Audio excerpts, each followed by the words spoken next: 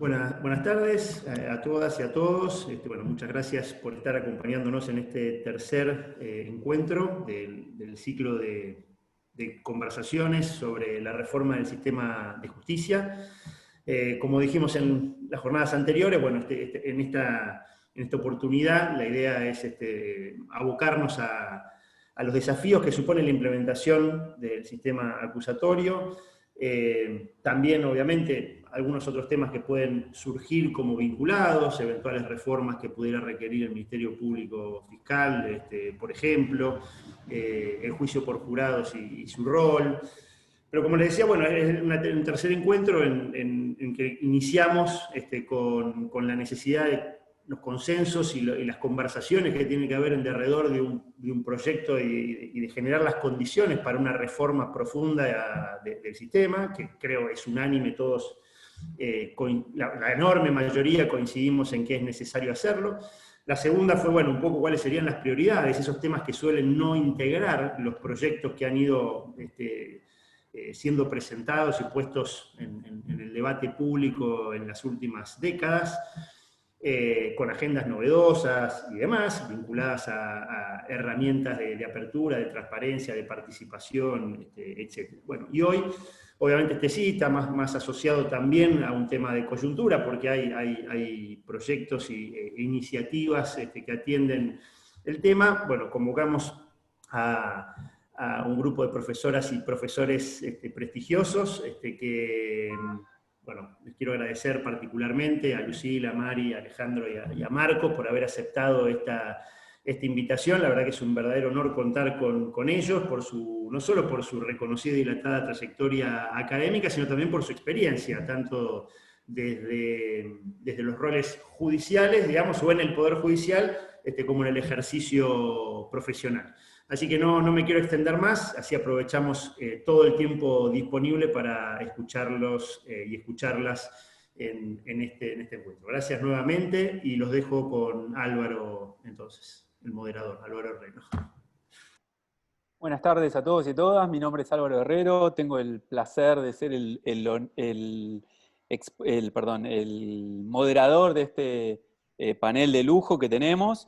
La idea es que tengan todos, como ya combinamos, entre 12 y 15 minutos. Cuando vamos 10 o 11 minutos yo les aviso, así no tienen que andar preocupándose por el tiempo ustedes.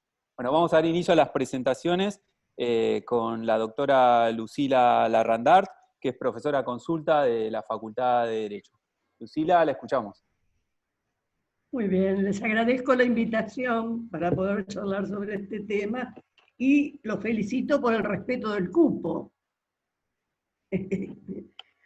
Muchas gracias. Bueno, voy a poner algunas ideas, digamos, el tema sería muy largo de hablar, pero yo lo que voy a exponer es lo que me parece más urgente que hay que reformar, digamos, ¿no? En primer lugar, se ha discutido mucho sobre el sueldo y las jubilaciones. Yo creo que eso no es lo más importante a discutir, al contrario, creo que una buena remuneración, una buena jubilación puede llevar a muchos a ingresar al Poder Judicial y no quedarse en la profesión, porque si no, si gano más en la profesión, realmente no entro en el Poder Judicial. Pero esto es secundario totalmente, creo que se ha confundido las cosas. Creo que es importante la puesta en vigencia del nuevo Código Procesal, pero tampoco me parece fundamental. Es decir, en un sistema en el cual investigue el juez o el fiscal, en un sistema que ha dado lugar a la elección de los Stornelli y los Bidone como fiscales, o de los Bonadío o Ercolini como jueces, es decir, no es tan influyente quién investiga, digamos, porque los problemas me parece que se presentan tanto en el Ministerio Público como en el Poder Judicial. El tema es que nosotros tenemos una larga historia de no institucionalidad. Desde el año 30, cuando la Corte determinó que era legal legislar por medio de decretos leyes y avaló el golpe de Estado de entonces, desde ahí hasta ahora, más o menos, con épocas mayores o menores, el Poder Judicial ha venido como acompañando. Yo que he vivido tantos golpes de Estado porque soy vieja, acompañando las distintas,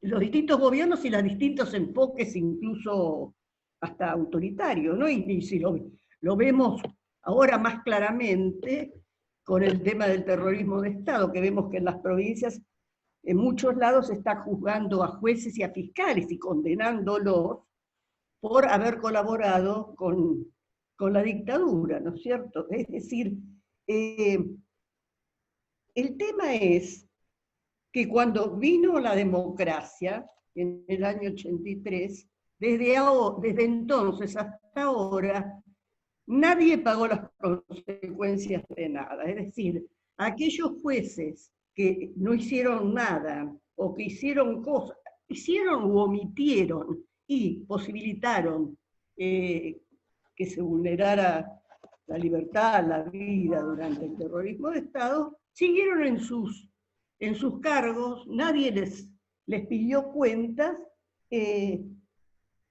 y por eso yo digo que creo que en el tema de la conducta de los jueces, la conducta institucional estoy hablando, ¿no? Es decir, si son jueces de la democracia o pueden ser jueces del autoritarismo y de la democracia de acuerdo a la oportunidad.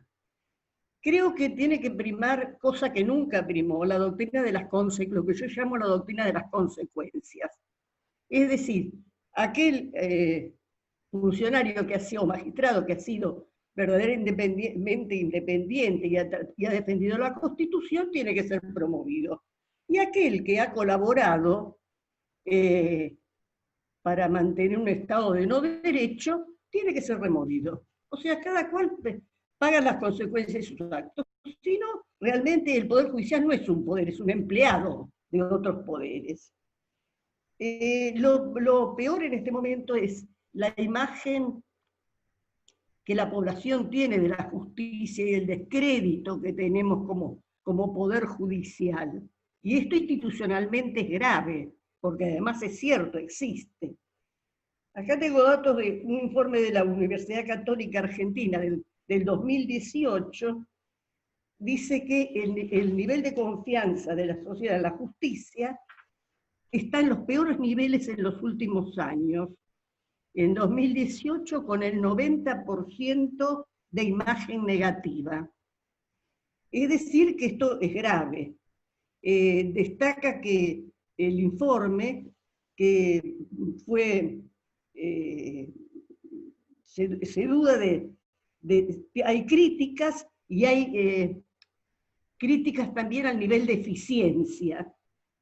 Es decir, concluyen que hay un creciente cuestionamiento al rol de la justicia y a la posible influencia de los intereses políticos de turno. Esta es la actual imagen de la justicia. Creo que lo más urgente, o sea, evidentemente hay que cambiar la justicia, pero se puede ver qué es lo más urgente. Yo creo que lo más importante a debatir y a modificar la legislación en este momento es con respecto al sistema de selección y nombramiento de los jueces. Es decir, me parece que esta es la primera barrera que tenemos que mejorar para conformar una justicia de un Estado de Derecho. La actuación tradicional ha estado vinculada a la forma de nombramiento de los jueces. Precisamente la alternancia entre golpes de Estado, gobiernos elegidos por voto, etcétera, ha hecho que los funcionarios vayan cambiando de acuerdo a la etapa política. Creo que se imponen modificaciones profundas para los criterios de selección, con una etapa que garantice no solo la solvencia técnica y profesional y ética, sino también el poder evaluar la conducta, o sea, que permita evaluar la futura conducta como juez que va a tener ese personaje, que estamos evaluando en el caso de los que ingresan. Incluso puede haber hasta limitaciones que mejoran la cosa.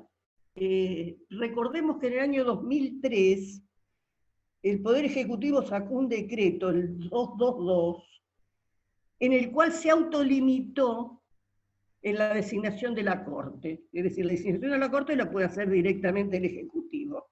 Y mediante este decreto se pusieron obstáculos, digamos, para que no sea tan arbitraria directamente la elección, en el sentido de tener que publicar un currículum en el boletín oficial y diarios de mayor circulación, presentar las declaraciones juradas, todos los candidatos que iban que podían ser nombrados, ¿no? El Ministerio de Justicia podía recibir comentarios, observaciones, impugnaciones a las postulaciones, es decir, tenía que publicitar a quién se iba a postular. Y después de finalizar este proceso, recién se iban a proponer los nombres.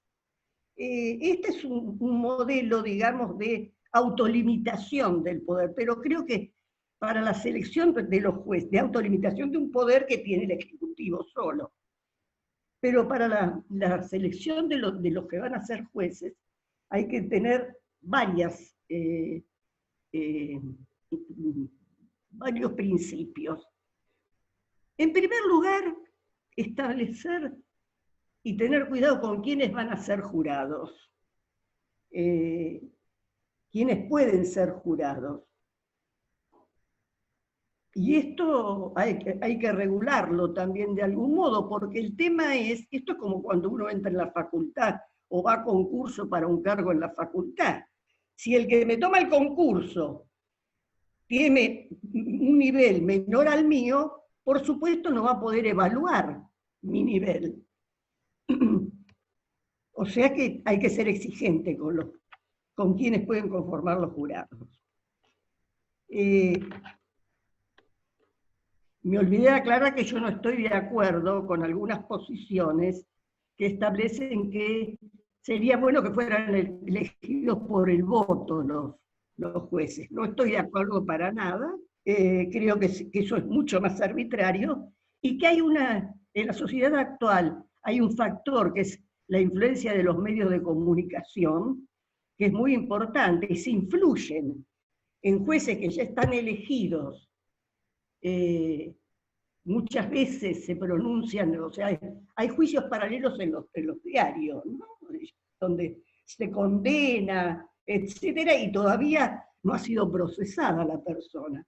Creo que la influencia de los medios de comunicación en los jurados puede ser mayor aún que la que actualmente tienen con respecto a la justicia profesional, digamos, ¿no? La justicia común. Hay que regular el mecanismo para computar los antecedentes. O sea, hay que establecer una serie de regulaciones por ley, ¿no es cierto? O por reglamentación, en el cual se limite quién puede ser jurado, se establezca cómo se computan los antecedentes. Actualmente hay una reglamentación, pero no surge de ahí que se pueda valorar bien, distinguir entre antecedentes hipertrofiados, ¿no es cierto?, que dan gran cantidad de antecedentes, pero sin valor, aquellos antecedentes que realmente tienen una importancia como medio de formación y de demostración de la conducta del juez. Es decir, la etapa de evaluación tiene que ser fundada, además, en cada uno de los ítems. Van 12 minutos, doctora. La etapa de oposición también hay que... ¿Cómo? ¿Ya estoy en el tiempo? Van 12 minutos, le quedan unos minutos más. La etapa de oposición, que es el examen, digamos, que se le toma, también debe estar reglado. Se acostumbran a tomar casos resueltos por la Corte, que todo el mundo conoce, etc. Pero hay que establecer casos donde se puede evaluar bien las posibilidades de solución jurídica que le puede dar el juez. Y sobre todo, y acá llegamos a una cosa muy importante, es la entrevista personal. Actualmente la entrevista personal hace que quien tiene menos puntos en los antecedentes y en la oposición pueda salir elegido, porque no tiene límite el puntaje de la entrevista. Puedo tener 10 en la entrevista, 3 en la oposición y 2 en los antecedentes, llego a 15. Y a lo mejor aquel que sacó más nota en la oposición y en los antecedentes, le ponen un 2 en la entrevista, es decir, no está regulado. Concretamente, esto hace que ingrese quien no ganó el concurso. Y esto está, incluso, yo tengo acá también el resultado de una investigación en la Universidad de José C. Paz, en donde más del 70% de los concursos ha tenido un rol fundamental el resultado de la entrevista personal. Es decir, no han ganado los que salieron primeros en el concurso, sino que se ha hipertrofiado el valor de la entrevista personal. Incluso hay un proyecto, el otro día leí, no sé, en que se discutía qué porcentaje, por ciento solamente, de lo que se evalúa el examen y la oposición, y los antecedentes. También es necesario que los congresos sean auditados de alguna forma por organizaciones no gubernamentales, por el ámbito académico, que haya mayor posibilidad de defensa de los postulantes frente a arbitrariedades en la selección. Se debe garantizar el acceso a la justicia con las reglas, tengo que apurarme ahora, con las reglas de Brasilia sobre las personas en condiciones de vulnerabilidad y hacerlas concretas, y deben revisarse determinadas figuras que ahora estamos sufriendo, pero que los que nos opusimos en su momento sabíamos que iba a pasar eso. Protección de testigos y víctimas hay que regularlo bien, y los llamados arrepentidos. Actualmente tenemos la experiencia de lo que está dando lugar incluso a conductas extorsivas, la institución del arrepentido. Y revisar también las restricciones provisorias a la libertad, es decir, la llamada doctrina Irursum, el haber dejado de lado que se trata de una medida excepcional, que en muy pocas oportunidades puede ser tomada, y esto va a contribuir a la vez en la desconcentración de la población carcelaria, que actualmente es la mayoría procesados y no condenados, con lo cual solucionamos otro problema también. Y hay que empezar a discutir las pautas culturales vigentes al interior del Poder Judicial. Las pautas culturales y los principios verdaderamente democráticos. Todo esto completado por un adecuado control del derecho a la justicia en un tiempo razonable, que es otro de los derechos que hay que concretar.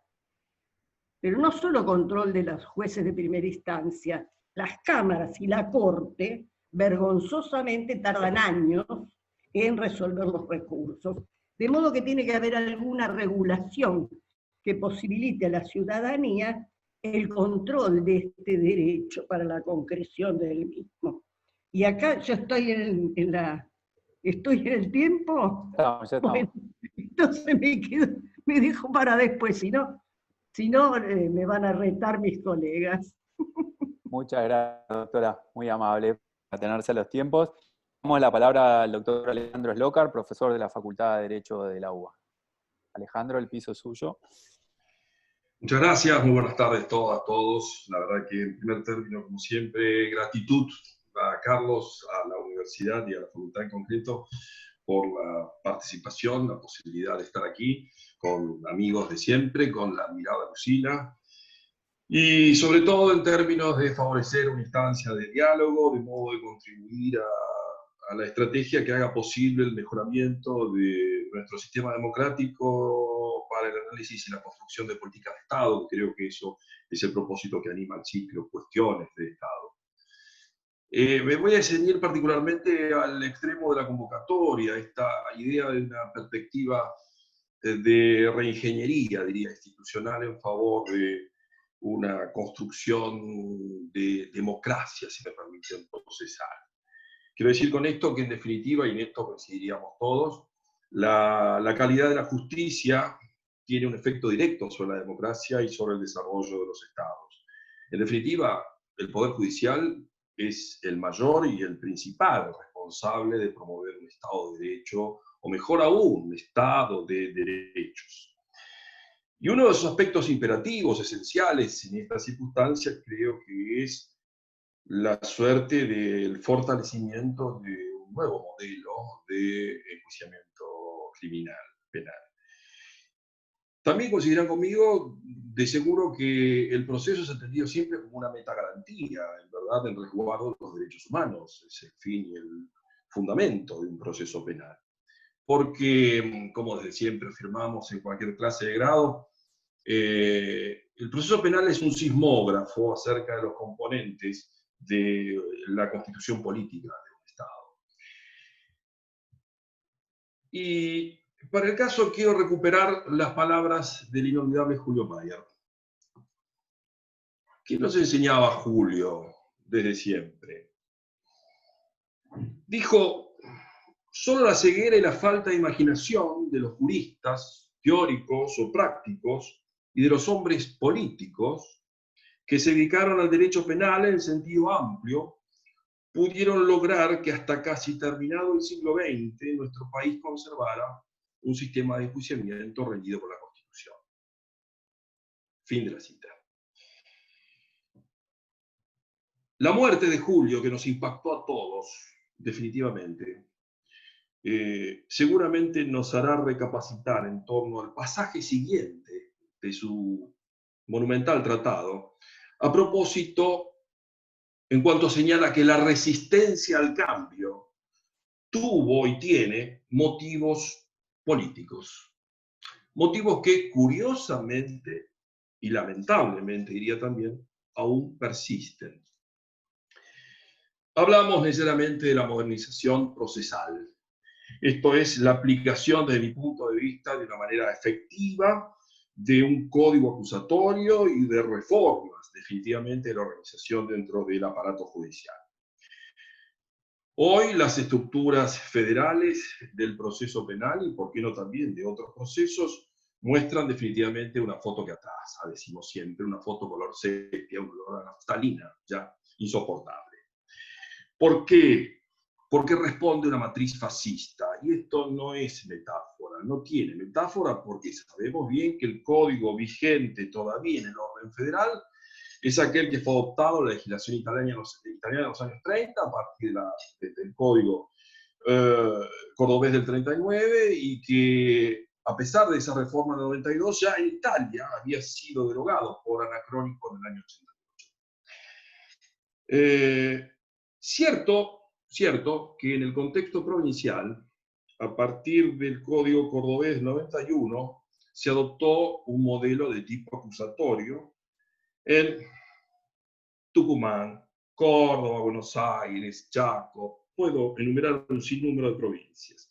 O sea, en nuestro país coexisten hoy 25 regímenes, 24 de todos los distritos más el federal.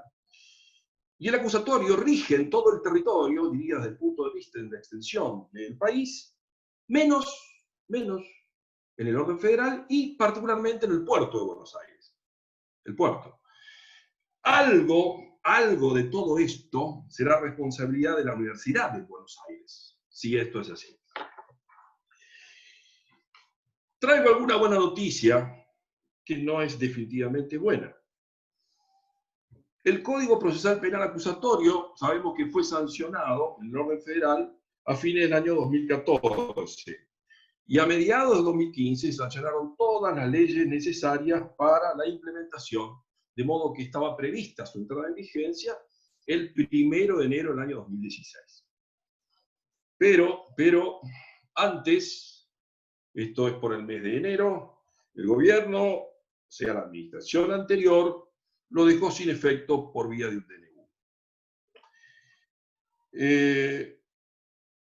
A mediados y ya para fines del 2018, el texto fue modificado, se creó una comisión bicameral de monitoreo e implementación que establece un cronograma gradual y progresivo de vigencia.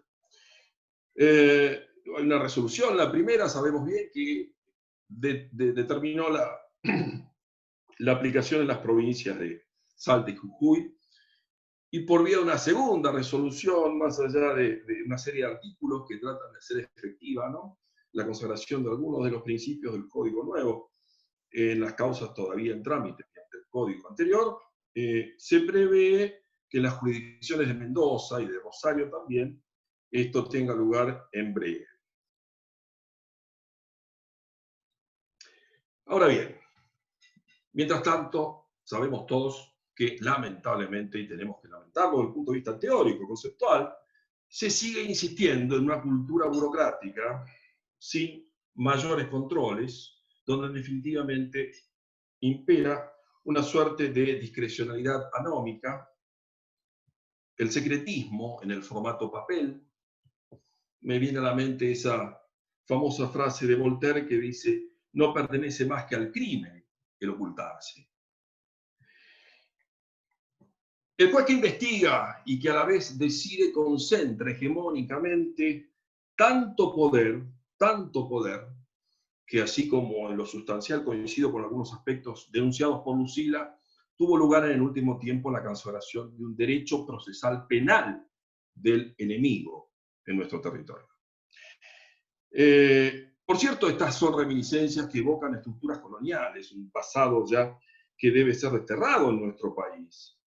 Pero definitivamente todos coincidimos que ello afecta no solo la imparcialidad, sino también la defensa irrestricta en el orden procesal.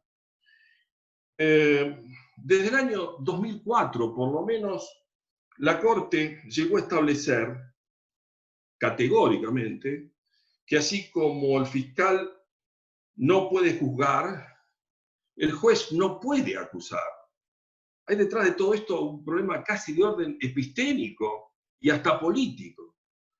O sea, la admisión de la regla, todos contra uno, que es el acusado, es contrario al principio de plena igualdad, insisto, plena igualdad en los términos del artículo 8.2 de la Convención Americana.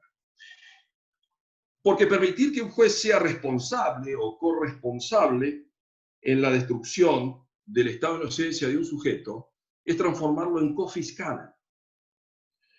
Y como enseña el refranero popular que siempre se evoca, quien tiene un juez como un fiscal precisa a Dios como abogado. La matriz de nuestra Constitución es inequívocamente acusatoria. Lo enseña no solo el juicio por jurados, más allá de la incorporación de los tratados a partir del año 94, constitucionalizados, sino además el propio proceso del juicio político. O sea, no hay mayor afrenta a la imparcialidad como garantía nuclear que la de un juez instructor, que no es solo la vigencia del Ancien Régime, sino lamentablemente diría de la bula de Alejandro III, el Papa. Es Inquisición en estado puro.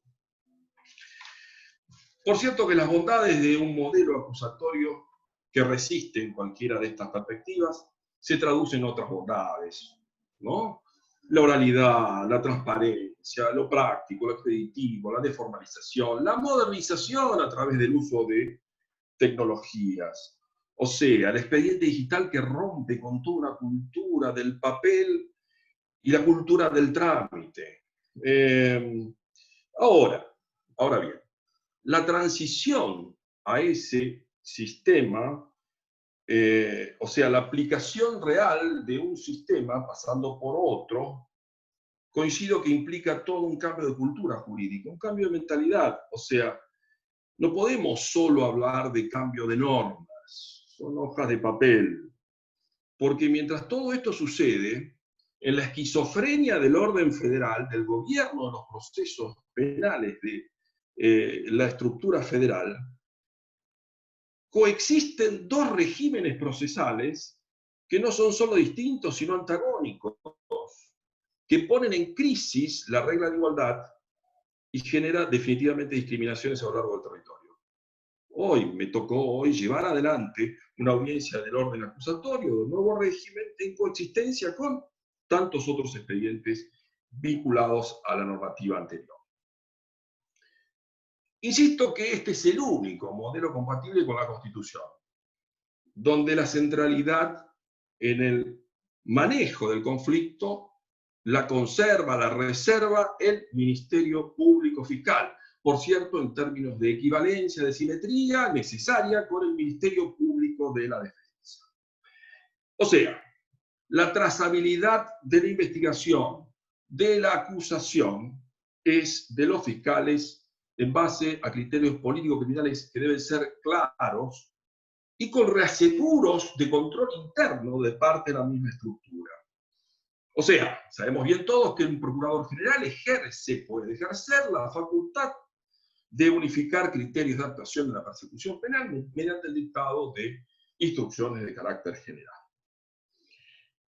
Para el caso, creo también, por lo menos me cabe como anotación, recordar que debe ir acompañado todo esto de una policía judicial, porque si no, como enseña Roxin, en definitiva es una cabeza sin manos, distinta, de seguro, a la policía de seguridad, que tiene otro mandato, otro propósito. El artículo 120 de la Constitución, y con esto concluyo, creo que es fruto de la iluminación de Raúl Alfonsín en la reforma del año 94.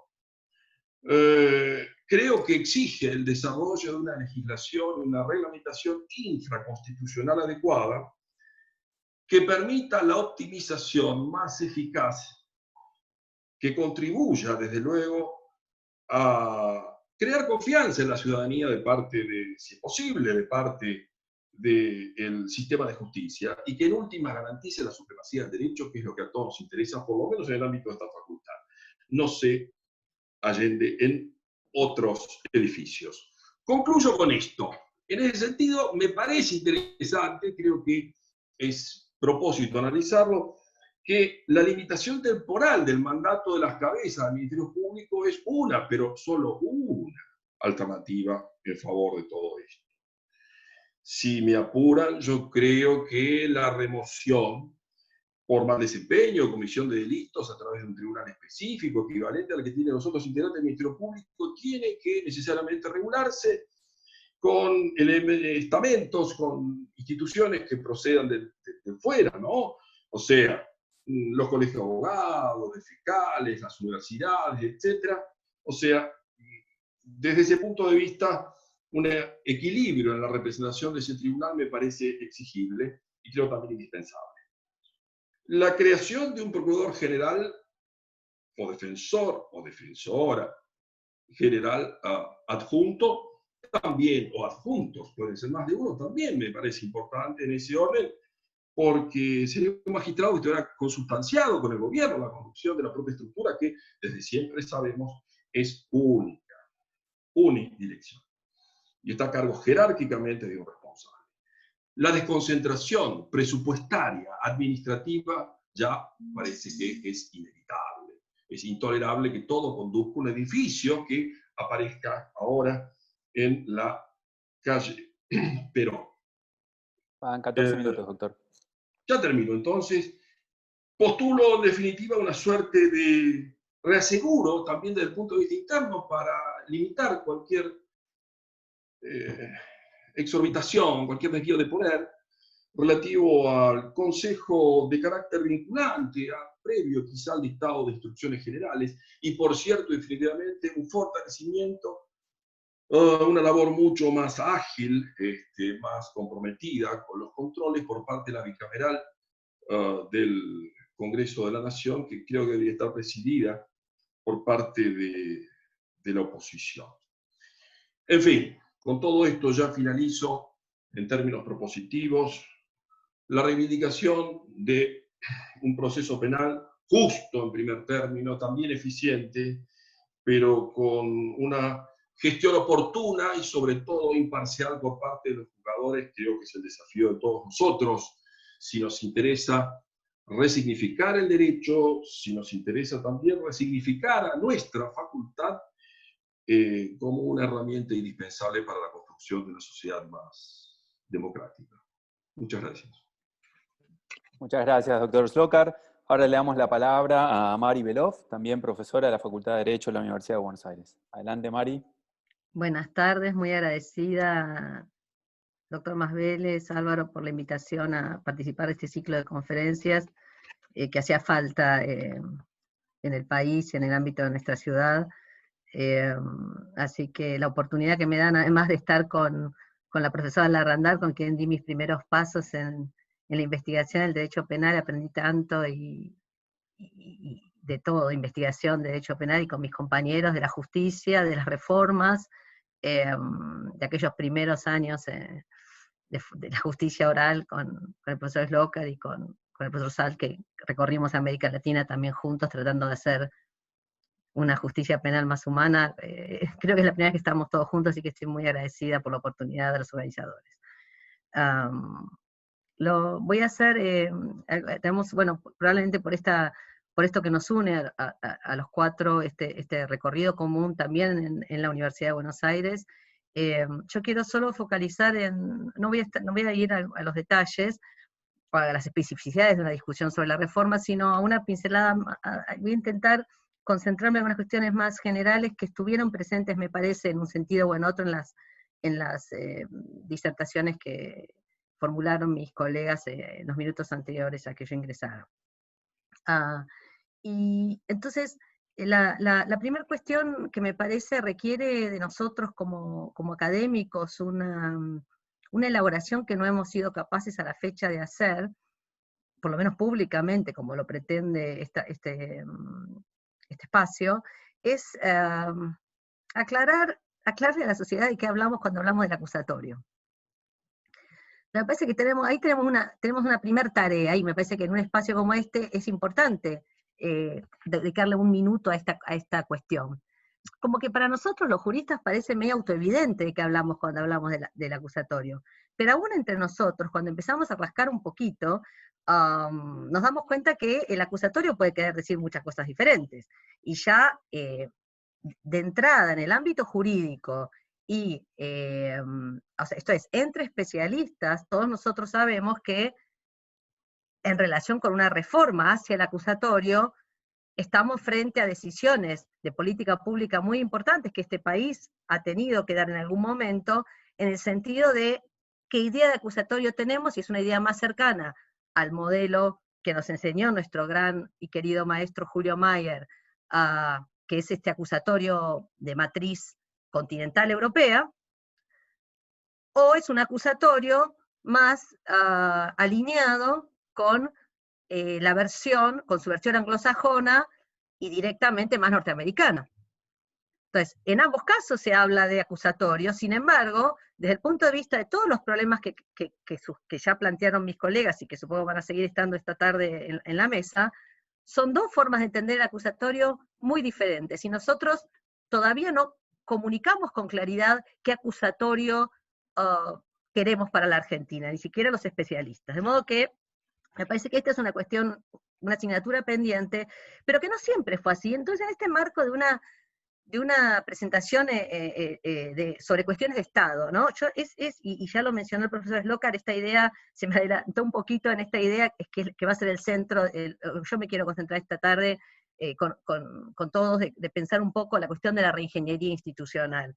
Es que ahora, en los últimos años de la democracia argentina, nosotros como que no discutimos qué íbamos a entender por acusatorio. Sin embargo, la democracia argentina entendió que la discusión de fondo sobre el modelo de justicia era algo esencial y directamente pegado a la recuperación democrática y a la refundación de la nación. Lo que digo es que me parece que es la única forma en la que nosotros podamos realmente tener una justicia nueva, conectada con las necesidades de la sociedad, que es lo que parece que por momentos cuando discutimos reforma, la sociedad está, como que nosotros estamos viendo otro canal en términos de las necesidades de la sociedad, o la sociedad nos ve a nosotros como que estamos en otra frecuencia. Y insisto con esto, si uno piensa, y acá solo unas pequeñas notas históricas, que un poco también le agradezco al doctor Slocar, me recordó la metáfora, esta idea del sismógrafo, esta idea de que la calidad, de que toda la literatura especializada ha dicho que siempre que la calidad del Estado de Derecho, de la democracia en un país se mide por su justicia, en particular por su justicia penal. Entonces, esto estaba tan claro en el año 83 que hay dos elementos que son centrales para esta reconstrucción. Los juicios, la doctora Larrandar tuvo un rol muy importante en los procesos de verdad y justicia en esos años. Los juicios que requirieron también reformas procesales, porque esa legalidad obsoleta, oscura, como se mencionó, no tenía fuerza suficiente para afrontar semejante, los juicios, digamos, más importantes de la historia argentina, pero también en ese mismo contexto, en la discusión de la refundación democrática, la necesidad de tener un planteo amplio, integrado, general, de cómo tenía que ser la nueva justicia penal. Y yo les voy a mostrar solo algo que alguno recordará, ¿sí? Mayo del año 88, participaron, yo creo, Marcos se tiene que, Lucía, todo, Alejandro, fue una, no voy a dar mucho, bueno, ya no quiero hablar más de cuestiones personales porque con la edad, y yo no quiero entrar en ese territorio, pero probablemente ese seminario para mí fue como el momento en el que yo claramente entendí a qué me tenía que dedicar. Estaban los más grandes juristas del mundo, sociólogos también, antropólogos, economistas, el proyecto, que se conoció entonces como Proyecto Mayer, integrado por personas de diferente orientación, no solo formación, sino orientación política, entendió que la discusión del acusatorio requería revisar todo, para que lo nuevo realmente conectara con la sociedad, no fuera solo, como se dijo antes, una reforma de leyes así y nada más.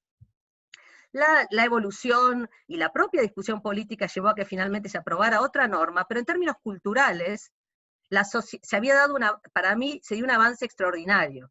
La oralidad ya no se discutía más, la separación de roles ya no, el contradictorio en este sentido, no el acusatorio como principio, no se discutía más, y otra cantidad de garantías asociadas al debido proceso legal. Esto se logró de esta manera, entendiendo la dimensión amplísima que tiene que tener la reforma, y que con los años, por muchas otras razones que ahora no puedo desarrollar, me parece que se perdió. Y que parte de las dificultades que tenemos en el presente tiene que ver con haber perdido aquella inspiración inicial, que los incluyó a todos, y que permitió tener una reforma que fue muy exitosa al final desde el punto de vista de la transformación de la justicia penal que teníamos antes de la democracia y después de los años que ya tuvimos sobre finales del milenio pasado y ya en estos años. Entonces, más allá de todos los defectos que tiene la justicia nacional federal, esos años significaron una victoria enorme desde el punto de vista jurídico-cultural. Las reformas posteriores no se plantearon con esa claridad. Lo vemos, por ejemplo, en el hecho de que no se dio una conversación amplia, no se reconocen, no por la idea del especialista en un sentido negativo, sino la idea de la experticia acumulada de tanta gente en este país, que puede asumir con alegría y con convicción la defensa de una propuesta de reforma integral. Esto no sucedió. Entonces, se aprobó por un lado una norma procesal, tiempo después se aprobaron unas normas orgánicas, pero se hizo de una manera, la norma procesal después se volvió a cambiar, no quiero entrar en los detalles, pero claramente ese otro momento que se intentó de transformación necesaria, no abrevó de la experiencia acumulada que había sido la primer gran reforma en sus dos momentos. Entonces, en este sentido, ¿y qué fue lo que pasó? Todos los parches que se fueron haciendo a través de reformas parciales, o aún de la jurisprudencia, acercaron la respuesta penal en este ámbito más al acusatorio, que yo llamo de matriz latinoamericana, derivado del modelo norteamericano, que a aquel acusatorio continental del que viene nuestra tradición legal, y que fue el que inspiró originalmente la reforma de inicios de la democracia y la aprobada en los años 90. Entonces, ahí me parece que tenemos una conversación que trasciende a los juristas, que tiene que ver con, otra vez, con qué clase de justicia penal y qué clase de acusatorio queremos, ¿sí? Y acá solo para ir cerrando, me parece que la pregunta que se impone es, no digo, ¿cuál es el acusatorio? Y la pregunta es, ¿cuál es el acusatorio de la Constitución? ¿Cuál es el acusatorio del programa constitucional y del programa convencional? Y acá es cierto que, como dijo el profesor Slokar, el modelo constitución es claro, no solo en su versión originaria por la introducción del juicio por jurado, sino después ya con la autonomía y la dimensión convencional, incluida la Constitución, sino también porque el modelo constitucional apela a un acusatorio para el cual la organicidad es fundamental, que no es el modelo norteamericano. El modelo constitucional norteamericano es sabido que la cuestión dogmática está regulada en un sitio y la cuestión organizacional en otro. Sin embargo, en nuestro modelo constitucional no hay manera de realizar los derechos y las reglas y los principios constitucionales si al mismo tiempo no tenemos una ingeniería institucional capaz de hacer que esos derechos y esos principios se puedan cumplir. Y esto me parece que estaba claro a comienzos de la recuperación democrática y que en estos años lo fuimos perdiendo. De modo que no se puede pensar para mí el cumplimiento del programa constitucional y convencional en términos de realización del acusatorio en esta línea, sin pensar la dimensión de la ingeniería institucional en serio, que es lo que no sucedió. Y esto incluye, como ya se dijo, y disculpen las repeticiones, la consideración de primero las dimensiones de lo que vamos a regular, pero además una organicidad que los incluya a todos, desde la institución judicial, hasta los ministerios públicos, hasta las fuerzas de seguridad. No se puede discutir una cuestión sin la otra, tiene que estar todo trabajado simultáneamente y de forma coherente para asegurar los fines del proceso penal, si no, esto nunca va a suceder. Así que yo creo que hay mucho que aprender de la experiencia latinoamericana y de las experiencias provinciales. Creo más de las provinciales que de la latinoamericana.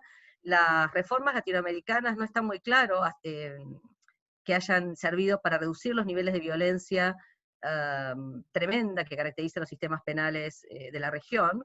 Entonces a mí me parece que esta es una lección importante para hacer una reforma y para tener un diálogo amplio. Entonces, en definitiva, yo creo que acá hay un tema para distinguir entre el modelo acusatorio, en el sentido del conjunto de las reglas y los principios que impone la Constitución, y su bajada a la realidad, que son estos sistemas acusatorios, esta práctica del acusatorio, que en muchos casos, en su práctica, tiene poco que ver con esas reglas y esos principios que caracterizan al modelo.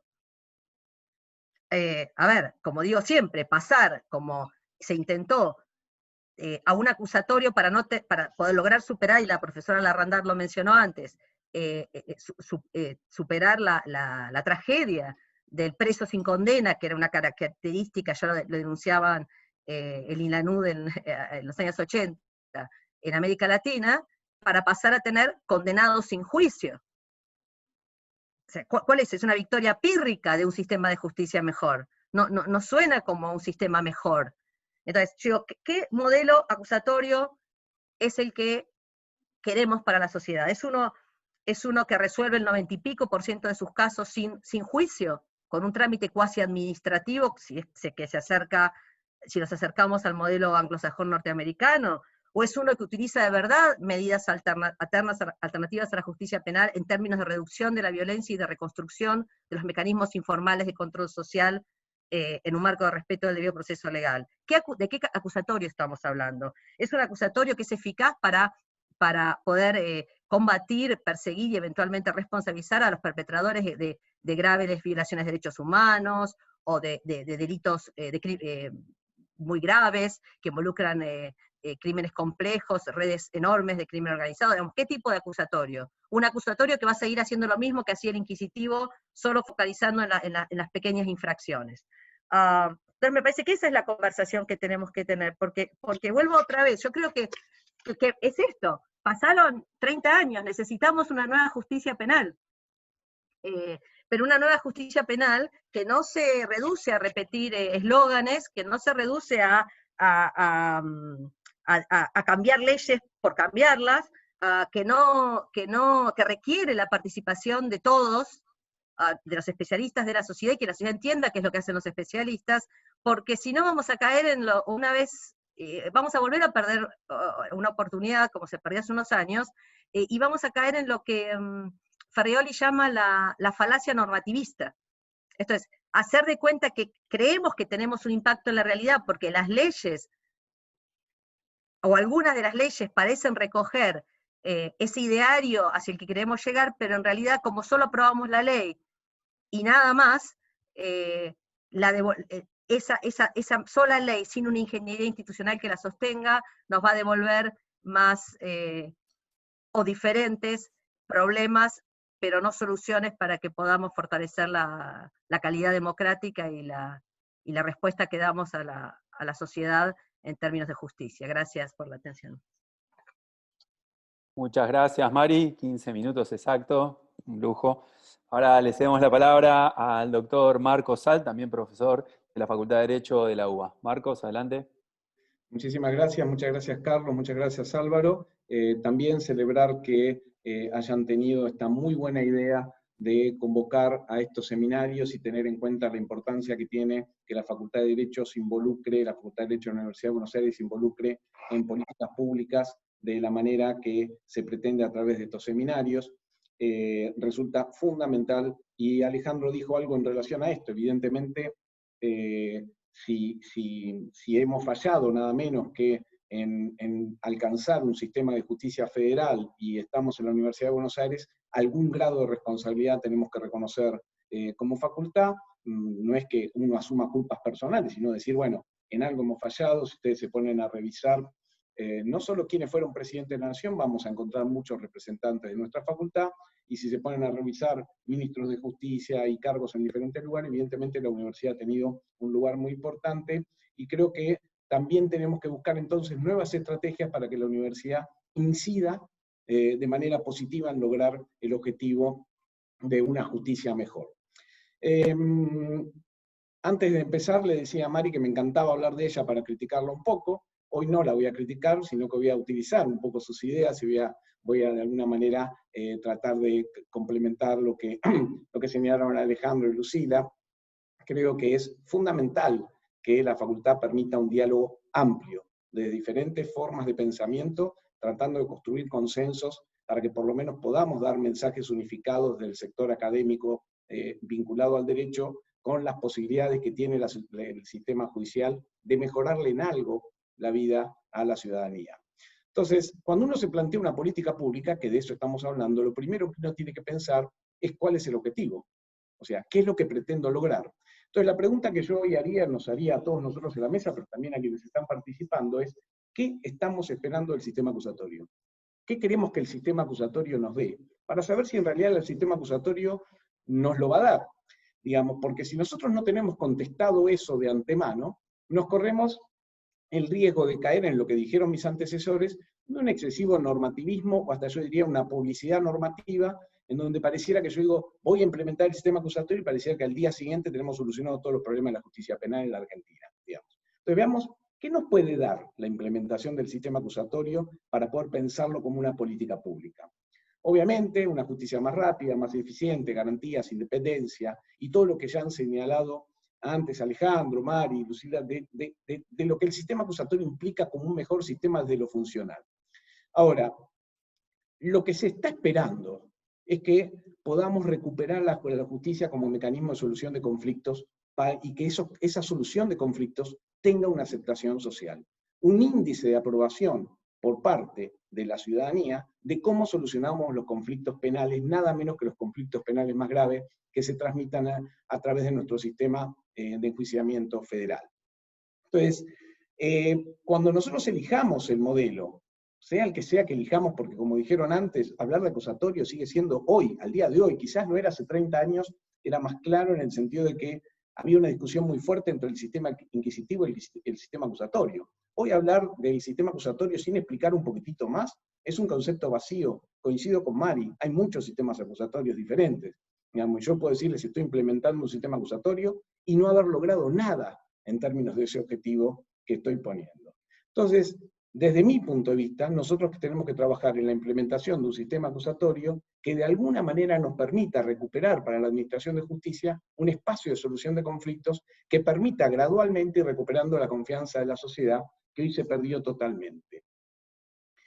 ¿Qué significa implementar el sistema acusatorio hoy? ¿Por qué digo hoy? Porque estamos hablando de implementar el sistema acusatorio hoy y no implementar el sistema acusatorio hace 10 años, hace 15 años, en donde quizás las cuestiones se entendían de manera diferente. Hoy está absolutamente claro que implementar un sistema acusatorio es muchísimo más que un Código Procesal Penal. Si es por un Código Procesal Penal, creo que nos sentamos con Álvaro, con Carlos, con Alejandro, con Lucila y con Mari, y hacemos un Código Procesal Penal en ¿cuánto? 48 horas, nos sentamos, lo redactamos, y decimos, acá tenemos un modelo genial de Código Procesal Penal. De última, tomamos un poquito del Código de Neuquén, un poco del Código de Río Negro, o tomamos la base del Código Iberoamericano que redactó Julio Mayer en el proceso que señalaba antes Mari, y más o menos vamos adaptándolo. O sea que evidentemente no es un problema de códigos, hay algo más allá del código. El problema es que este es un movimiento cultural.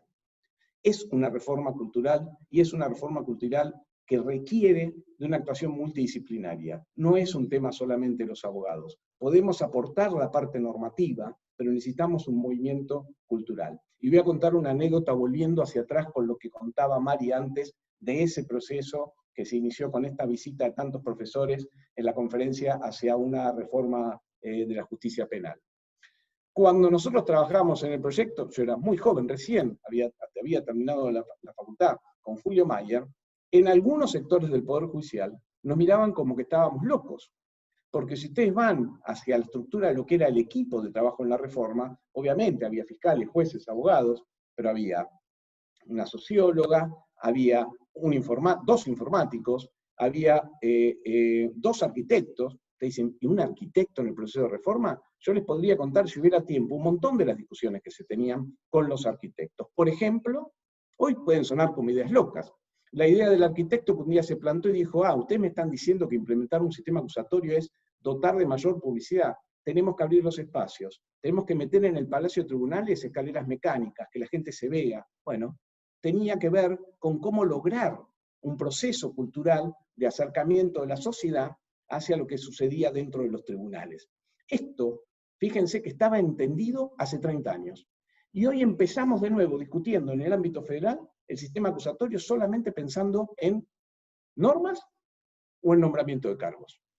Digamos. Entonces, evidentemente estamos cerrando en la estrategia de qué significa, qué queremos que nos dé un nuevo sistema acusatorio hoy. Algo con lo que, voy a tomar algo de lo que le decía Lucila. El sistema y la gente como factores que para mí se tienen que retroalimentar. En esto tengo una disidencia parcial con lo que señalaba Lucila. Lucila empezó diciendo, ya no sé si hay que cambiar el código, lo que tenemos que hacer es cambiar la gente. Esto me retrotrae una vieja experiencia que ya me la habrán escuchado un montón de veces, pero el que no la escuchó se va a divertir, el que la escuchó se va a aburrir. Pero es una experiencia real. Cuando nosotros viajamos con Mayer y con Binder al inicio del proceso de lo que fue la reforma de Guatemala en el año 1992, encontramos trabajando muchos grupos que venían de trabajar de reforma judicial, que venían del sector de la doctrina de Estados Unidos. Básicamente había estado el grupo de la Universidad de Harvard trabajando en el mismo lugar. Y cuando uno se encontraba con la gente en ese momento, con los grupos que venían de trabajar en el sistema anglosajón, lo que ellos te decían es, no sé por qué están preocupados tanto ustedes en cambiar el Código Procesal Penal. Porque en realidad lo que hay que hacer es cambiar el sistema de designación. Porque si tenemos buenos jueces, no importa el código. Vamos a tener buenas resoluciones judiciales. Del lado nuestro había una postura muy obsecuente, muy contundente, en un sentido contrario. Decir, no, mirá, nosotros tenemos que cambiar el código. Si se cambia el código va a cambiar a la gente. La verdad que ambos grupos estábamos totalmente equivocados. No alcanza ni con cambiar el código, ni con cambiar el sistema de designación de funcionarios, si no se hace de una manera coordinada en un plan integral, porque ambas cuestiones se retroalimentan. Un buen sistema favorece la participación de buenos funcionarios, y los buenos funcionarios hacen funcionar mejor el sistema. Entonces, tenemos que pensar que un cambio cultural requiere de ambos factores. Coincido con Lucila que hay que revisar los sistemas de designaciones, pero tiene que ser en el marco de un cambio integral que incluya también las modificaciones de los sistemas de funcionamiento. Un punto que tenemos que tener especialmente en cuenta, es necesario nuevas estructuras administrativas y lógica de trabajo de las personas. Y en esto es donde nos estamos quedando en una discusión en donde vuelvo a la idea de que no puede ser que tuviéramos cosas claras hace 30 años y que hoy las sigamos discutiendo. Y como señalaban antes Mari, Alejandro también, no puede ser que estas cuestiones se hayan discutido a nivel provincial con experiencias bastante buenas, en Neuquén, en Río Negro, algunas en Chubut, digamos, todo obviamente abierto a debate, que no digo que sea todo perfecto, pero hay cosas que sí han quedado absolutamente claras. Colegio de jueces, oficinas de administración judicial, desarmado de la estructura de tribunales como tal, crear la figura del juez como persona, evitar la delegación de funciones, no generar estructuras administrativas carísimas, innecesarias. Por eso es que me sorprende que estemos todavía hoy en los nuevos proyectos pensando en nombrar más juzgados, crear más cargos, cuando creo que no viene por ahí el tema de la reforma, sino que la reforma viene por tomar ideas que ya teníamos antes, como fue el proyecto, no solamente el proyecto de Mayer, sino lo que llevó incluso a Alejandro cuando estuvo a cargo de la subsecretaría, o el proyecto que dirigió Alberto Veraldi, otro profesor de la casa, en el año 2007, donde estas cuestiones estaban absolutamente claras que eran necesarias, digamos. Un cuarto punto que me parece fundamental tener en cuenta, tiene que ver con la masividad que hemos tenido con la irrupción de la tecnología informática. No podemos pensar en una implementación del sistema acusatorio sin tomar en cuenta lo que ha pasado en este último tiempo y especialmente en todo lo que tiene que ver con la etapa post-COVID, digamos. Porque el sistema acusatorio que vamos a implementar ahora va a requerir tener en cuenta qué es lo que pasó en este tiempo, porque el sistema ha recibido cambios en su funcionamiento que han ido mucho más allá de lo que pudimos prever en el momento que se planteaba el cambio de sistema. Yo ya venía señalando, por ejemplo, la importancia que tenía la prueba digital en los procesos penales y que esto significaba un cambio absoluto de paradigma del proceso, que debería tener algún tipo de adecuaciones normativas. El tema es que además, a lo que significa lo que yo creo que va a ser el reemplazo total de la prueba física en los procesos penales por evidencia digital, este es un proceso que se ha acelerado y va a culminar en donde todo el proceso esté centrado en evidencia digital más que en evidencia física en un futuro más que cercano. Ahora se ha sumado también todo lo que tiene que ver con las audiencias virtuales y la masividad de generación de mecanismos de audiencias virtuales que tenemos que tener en cuenta también en la implementación que vayamos a hacer de un sistema moderno de acusatorio. Lo mismo que todo lo que tiene que ver con las modernas tecnologías de la información, en lo que tiene que ver con la administración de los tribunales y con el uso de inteligencia artificial. Este proceso, que probablemente se hubiera dado en 5 años, ha sufrido por parte del COVID una aceleración del proceso y que no sé si se va a volver atrás. No estoy con esto afirmando que esto no vaya a pasar, capaz en 6 meses estamos todos de vuelta en tribunales, pero me parece que hay determinadas prácticas en donde no podemos dejar tener en cuenta en la idea de la implementación de un sistema acusatorio moderno, que estas tecnologías llegaron para quedarse y requieren nuevas garantías, redefinición de las garantías de cómo funcionar sobre esto. Hasta me estoy imaginando que probablemente el Código Procesal requiera un capítulo que sea, así como hay un juicio especial por delito de acción privada, que sea audiencias virtuales. ¿Cuándo? ¿Qué características? ¿Cómo hacerlas? ¿Cómo manejar la información? Ni que hablar con todo lo que tiene que ver con la masividad de información que va a quedar en manos del Estado, que hay que pensarle almacenamiento, cómo manejarla. Yendo al tema de la asignación de causas y todo lo que se ha discutido tan enormemente, y son dos cuestiones que hoy la tecnología la soluciona de una manera diferente a la que podíamos preverla años anteriores, y por eso me refiero a lo que tiene que ver con qué significa implementar un sistema acusatorio hoy, que creo que es diferente a implementar un sistema acusatorio hace 10 años, y que son cuestiones que tenemos que estar atentos. Algunos puntos propositivos en relación a que no me quiero escapar de lo que es la coyuntura política en la que se empiezan a discutir estos temas en la República Argentina. Convencido de que esto requiere consensos. Esto requiere trabajar con consensos amplios, como señalaba Mari. Consensos amplios en donde se tome lo mejor de lo técnico, pero también lo mejor de lo político. Porque tengo plena coincidencia con quien señaló antes, creo que fue Alejandro, que si el sistema acusatorio no se implementó en el fuero federal, fue por cuestiones políticas, no por cuestiones técnicas.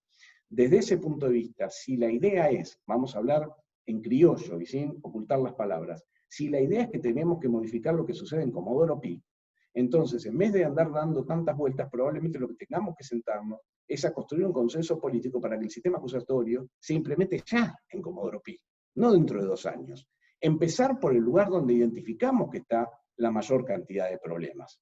Porque, bien señalaba Alejandro, el código se aprobó en el año 2014, después sufrió modificaciones, después tuvo un decreto de necesidad que lo suspendió, después hubo una nueva propuesta buena en el 2018, modificaciones que fueron, entiendo yo que tiene algunas modificaciones que fueron muy importantes, pero en definitiva, la decisión de empezar por Salta y Jujuy, está bien, es una decisión política, pero si el problema sabemos que el problema principal, y lo podemos decir abiertamente, está en ver cómo resolvemos las causas complicadas que se tramitan en la Justicia Federal de la Ciudad de Buenos Aires, en vez de dar el rodeo de decir, bueno, uno con otro fuero, genero mayor cantidad de juzgados, cuestiones que si quieren después las debatimos, digamos, bueno, miren, si el sistema que voy a buscar como acusatorio es de mayor transparencia, mayor eficiencia, mayor rapidez en la resolución, mayor control ciudadano, utilización de nuevas tecnologías, ¿por qué lo voy a empezar en otro lugar? Empiezo en el lugar donde tengo que solucionar el problema, que es acá, en Comodoro Pi.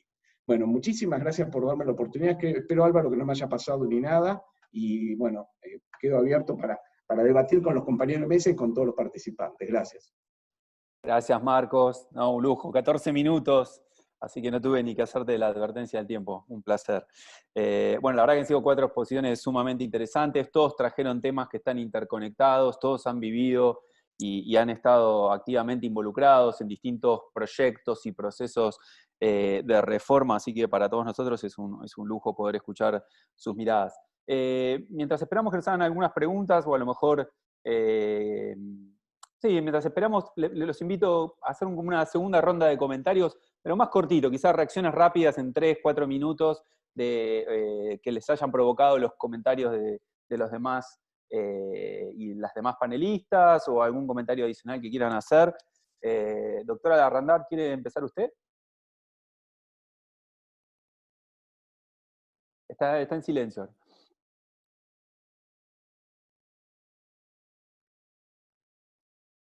No la escuchamos, me parece que tiene el micrófono apagado, doctora. Que es el mal de estos tiempos, todos empezamos y nos pasa eso. ¿Ahora? Ahí, perfecto. ¿Ahora? Bueno. Muy bien. No, que hay obligaciones del Estado por el cual tiene que reformar, digamos, la justicia por incumplimiento de los pactos internacionales, los cuales el Estado es responsable, sea el juez que sea el que dictó una resolución contraria a la Constitución, el Estado es el responsable. Hay una serie, el 1 de noviembre de 2019, vino el relator especial para la independencia de los magistrados y abogados de Naciones Unidas al país, a raíz de unas denuncias que se habían formulado acerca de nombramientos arbitrarios de jueces, traslados, arbitrariedad en la designación de subrogantes, etc. Y llegó a un informe en el relator especial en el cual requiere al Estado argentino que le informe o le comente qué medidas ha adoptado para todo esto es obligación ahora del Estado responder a esto, ¿no? Para asegurar la autonomía efectiva del Consejo de la Magistratura y su independencia de los poderes ejecutivos y legislativos, que ahora no la tiene el Consejo, asegurar que los procesos de selección y nombramiento en el Consejo sean transparentes y participativos, y si se cuenta con garantías para evitar utilizar criterios políticos en los nombramientos. Asegurar que en los procedimientos disciplinarios que se realicen en el Consejo, los jueces acusados disfruten de todas las garantías procesales establecidas en el Pacto Internacional de Derechos Civiles y Políticos, que es el de Naciones Unidas, ¿no? Así como que las decisiones que se adopten estén debidamente motivadas y sujetas a recurso.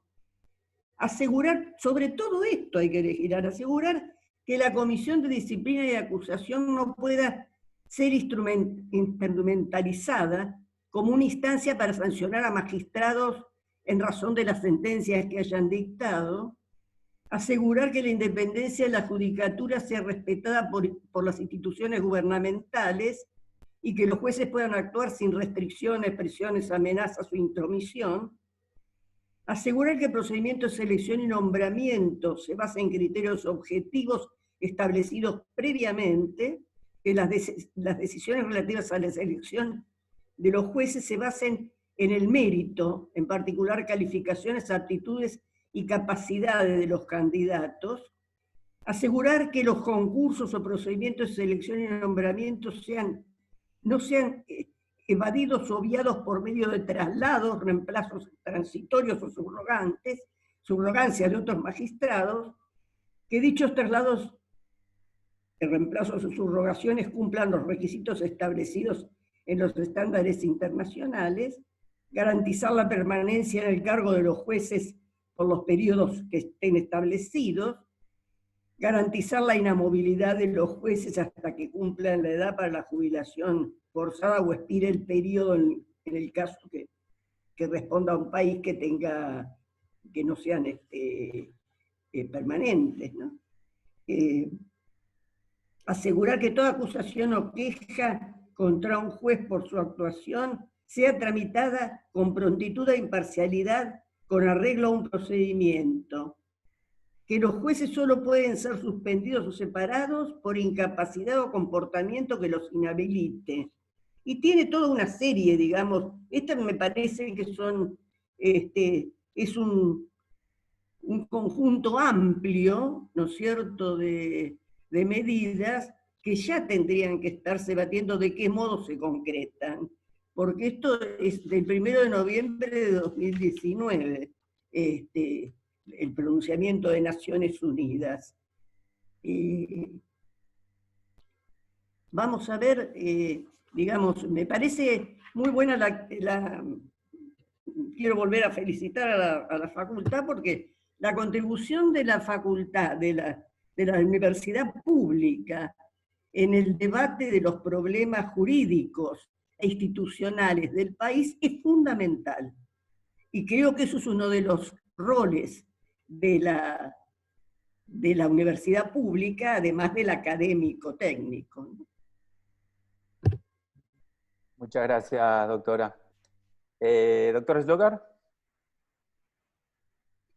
Brevemente, recojo alguna iniciativa que planteaba Marco, me parece muy interesante llevar algunas de estas cuestiones al plano más de coyuntura, y esa aproximación me invita a pensar lo siguiente: esto es, tanto cualquiera de nosotros que haya participado en procesos de reforma sabemos que es indispensable asumir cierta cuota de criticidad, diría, y que tantas veces esa crítica viene acompañada de la censura, el cuestionamiento a lo que serían las motivaciones o las estrategias, que nunca son definitivamente lineales, hay que admitir que aparecen empujadas siempre por contradicciones.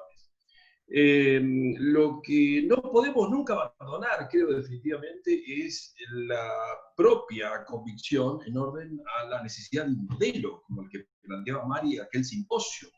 Esto es, un modelo que tiene que construir definitivamente, como aclaraba Lucila, la universidad pública, pero no solo la Facultad de Derecho, definitivamente, en el sentido que enunciaba el propio Marcos. no existe un solo manual en derecho. Hay distintos modelos para atender, diría, relativamente bien las cosas, con un manejo serio y aún apropiado en términos de números, que es definitivamente la cuestión financiera que no podemos soslayar y sería quizás la primaria de todo esto.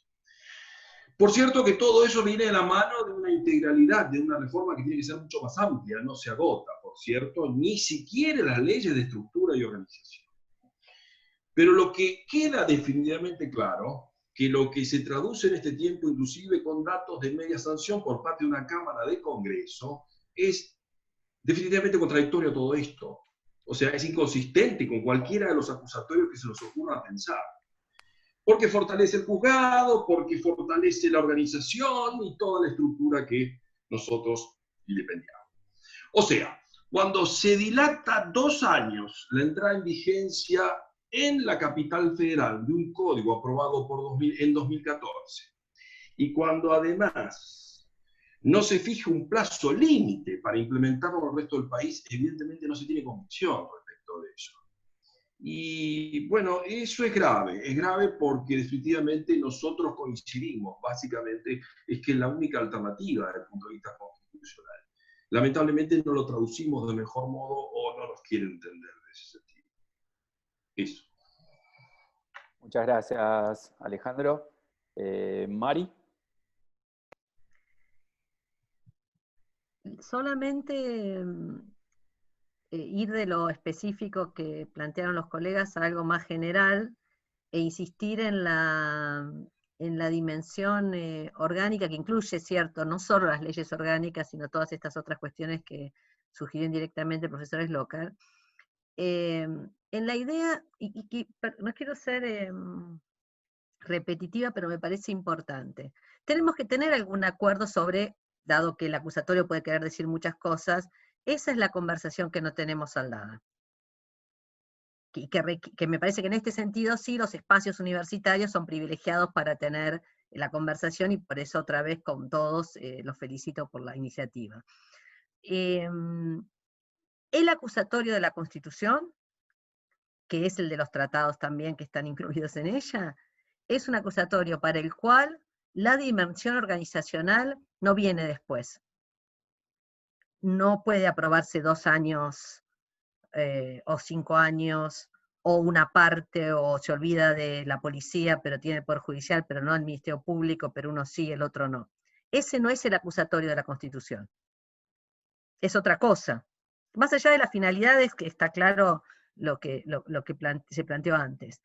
Hay un modelo normativo que estamos obligados, si queremos cumplir con la Constitución, a sostener en nuestra reforma. Entonces yo, mi apelación sería a intentar generar esa conversación, aportar los elementos técnicos en lo que es nuestra especialidad, para que el Congreso de la República pueda de alguna manera recuperar estas oportunidades que se van perdiendo cada vez que las discusiones sobre reforma pierden volumen y calidad democrática y rigurosidad técnica, e intentar recordar lo trascendental que es la dimensión organizacional, porque estamos todos claros en que si se aprueba un código tiene que entrar en vigencia, pero por más que se lo hiciera entrar en vigencia hipotéticamente en todo el territorio mañana, sin un diseño institucional, que incluye también, por cierto, la dimensión presupuestaria, que permita cumplir con ese código, nada va a cambiar. Y lo vimos en toda América Latina o en gran parte de América Latina, donde no se redujeron los niveles de violencia, no se redujeron los niveles de personas privadas de libertad aún con medidas cautelares, donde no se apeló a las formas alternativas que están incluidas en la ley, pero que no se construyen en la realidad, donde no se es eficiente en la persecución de los crímenes más graves. Entonces, insisto, la Constitución nos impone tomarnos en serio la dimensión de la ingeniería institucional y es algo que no solemos hacer. Muchas gracias, Mari. Marcos. Sí, coincido plenamente. Una reflexión adicional sobre esto. pensando ya ahora en cuál debería ser el rol de la facultad, ¿no? La Facultad de Derecho. Yo creo que nosotros tenemos que contribuir a lograr la voluntad política, ayudar a conformar una voluntad política más unificada, una coherencia política entre las diferentes fuerzas. Porque creo que son cuestiones en donde hay acuerdo, y sin embargo por cuestiones coyunturales van quedando de lado. Si hoy nosotros tuviéramos una aceptación, si uno pregunta a las diferentes fuerzas políticas, ¿estás convencido que anda mal la justicia federal? Sí, estamos convencidos, no hay ninguna duda. ¿Estamos convencidos que hay que reformarla? Sí. En muchas de las ideas, ¿cómo habría que reformarla? También hay un convencimiento. Sin embargo, los procesos han fallado. Entonces ahí hay una cuestión, como señalaba Alejandro, el peso político, que quizás la facultad pueda ayudar a acercar esas voluntades en un asesoramiento porque si yo tuviera hoy la fuerza política necesaria, yo me largo, como decía antes, a reformar, a instalar el procedimiento acusatorio en Comodoro Pi ahora, no dentro de 2 años. Empiezo por ahí, y que después irradie a las provincias. Diferente a como hizo Chile, por ejemplo, pero era una situación política absolutamente diferente. Necesitamos darle un mensaje a la sociedad que es más probable dárselo desde ahí que de la justicia de Salta y Jujuy. Con esto no estoy criticando que se haya implementado en Salta y Jujuy, que me pareció, es una experiencia que nos permite mostrar los resultados beneficiosos de un montón de cosas. Esto por un lado. Y por otro lado, me pareció interesante lo que señalaba Alejandro, que no tuvimos tiempo de profundizarlo, que es el tema de la necesidad de reforma del Ministerio Público. ¿Qué Ministerio Público queremos? Porque la experiencia en las provincias también demuestran, hemos hablado todos bien de las provincias, también hay experiencias en donde los ministerios públicos no han funcionado muy bien. Tenemos ministerios públicos que no han hecho el cambio cultural y han terminado funcionando como jueces de instrucción. Tenemos sistemas de balance entre la actividad del Ministerio Público y los jueces de garantía que no ha funcionado del todo bien. Entonces está bueno pensar una estructura del Ministerio Público asumiendo las realidades, como señalaba Alejandro, que quizás no está tan mal que el procurador tenga una duración limitada, porque en el fondo hay un juego político diferente de quien debe acusar que quien debe de alguna manera juzgar y resolver en cuestiones de garantías, y hasta hay un cierto sentido en que la política criminal se construye de una manera más cercana entre el Poder Ejecutivo y el Ministerio Público, y entonces está, obviamente con un Ministerio Público manteniéndose independiente, pero quizás una duración excesiva del cargo del procurador no sea necesario, y sí fortalecer los equipos de trabajo, los equipos de fiscales, separar lo que es el rol político del procurador de lo que son las unidades técnicas de quienes deben llevar adelante las investigaciones. Me parece que es una discusión que todavía estamos bastante atrasados, porque hemos tomado en los diferentes proyectos estructuras muy en espejo con lo que son los tribunales. Entonces, y se vuelve a hacer lo mismo en el proyecto actualmente con media sanción, digamos. Se va calculando juzgados, fiscalías, acá tantas fiscalías, acá tantos juzgados. Quizás una estructura más dinámica del Ministerio Público posibilitaría contar con un organismo mucho más ágil y mucho más útil en términos de la función que tiene que cumplir en un modelo de sistema acusatorio como el que nos estamos imaginando. Gracias, Marcos. Tenemos algunas preguntas y estamos medio sobre la hora, pero dado que estamos justamente en la Facultad de Derecho, no queremos dejar de dar unos minutos más para algunas preguntas. Igualmente, Mari, creo que me había levantado la mano, me había pedido 30 segundos más, ¿puede ser? O cuando después de las preguntas, no pensé que cerrábamos. Ah, perfecto. Hay 3 preguntas que las leo en general y ustedes me dicen quién quisiera contestarlas. Una es si se puede defender el sistema acusatorio sin señalar la resistencia que existe en el plano cultural y político contra la cosmovisión de un Estado constitucional de derecho. Esa es una. Hay otra que pregunta por el complejo régimen penal juvenil, ¿no? O qué lineamientos se están pensando a la luz del desdoblamiento posible jurisdiccional entre lo penal y lo social, y bueno, si alguno tiene algún comentario en esa línea. Y otra pregunta se refiere hacia el proyecto de reforma judicial, o qué opinan ustedes sobre el tratamiento de la prueba digital y la incorporación de nuevas tecnologías en la investigación de delitos complejos. ¿Quién quiere tomar alguna de ellas?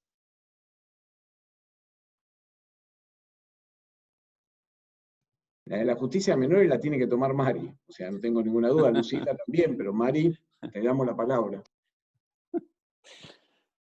No, Marcos, pero el moderador soy yo, vos no podés hacer ese tipo de pedidos.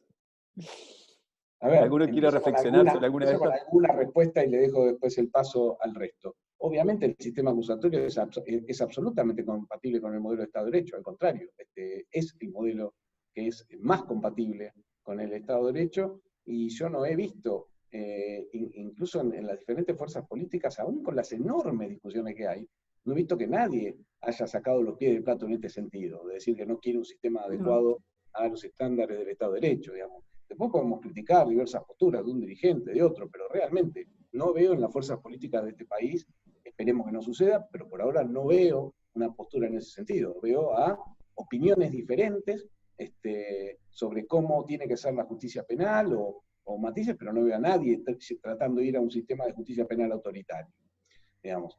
Con respecto a la pregunta de un tema que me interesa muchísimo, que es el de la evidencia digital, claramente yo creo que, lo dije antes, yo creo que el COVID aceleró el proceso de cambio entre lo que es prueba física, prueba digital, y que vamos a un sistema en donde la prueba digital va a reemplazar a la prueba física.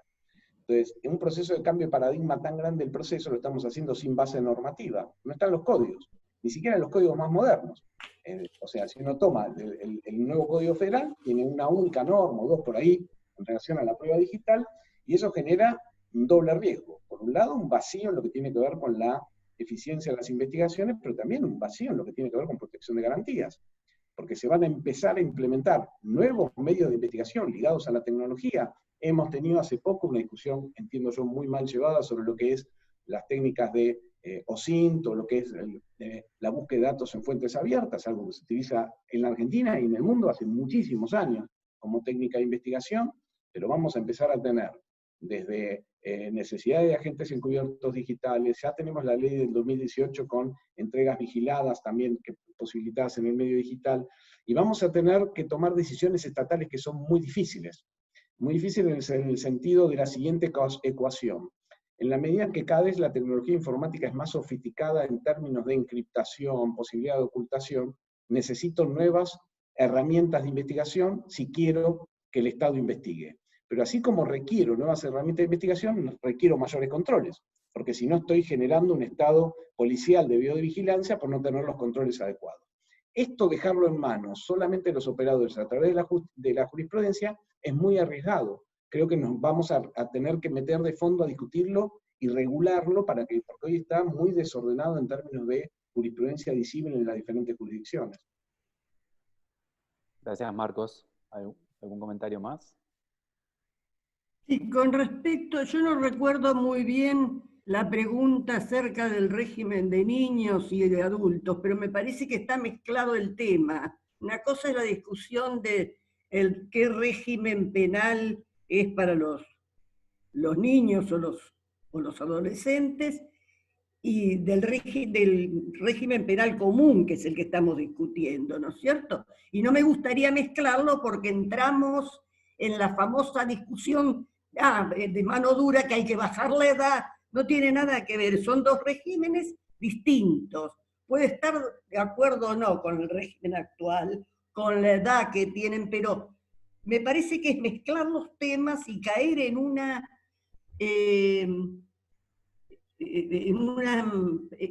lugar, ¿no es cierto?, donde se discuten cosas que en realidad lo que se discute es un endurecimiento del sistema y no el mejor funcionamiento del sistema.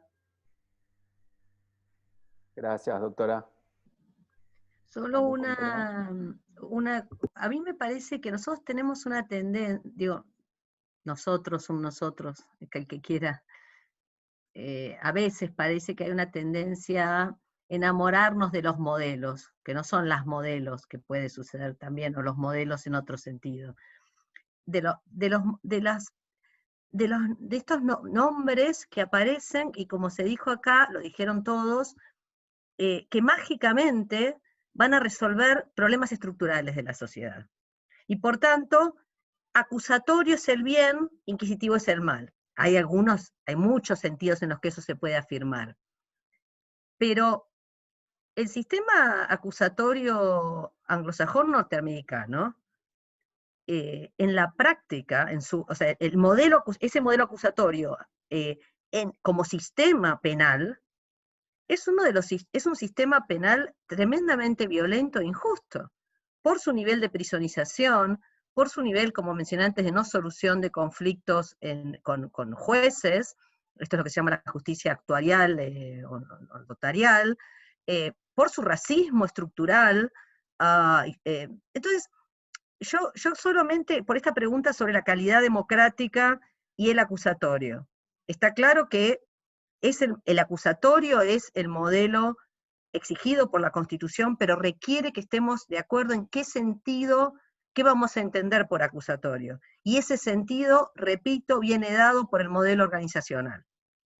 Sin claridad sobre el modelo organizacional, acusatorio va a quedar como un eslogan, y ese eslogan puede eventualmente dar lugar a respuestas autoritarias en la justicia, como lo dio en su momento, como fue durante siglos, ¿no? En su momento, el modelo inquisitivo.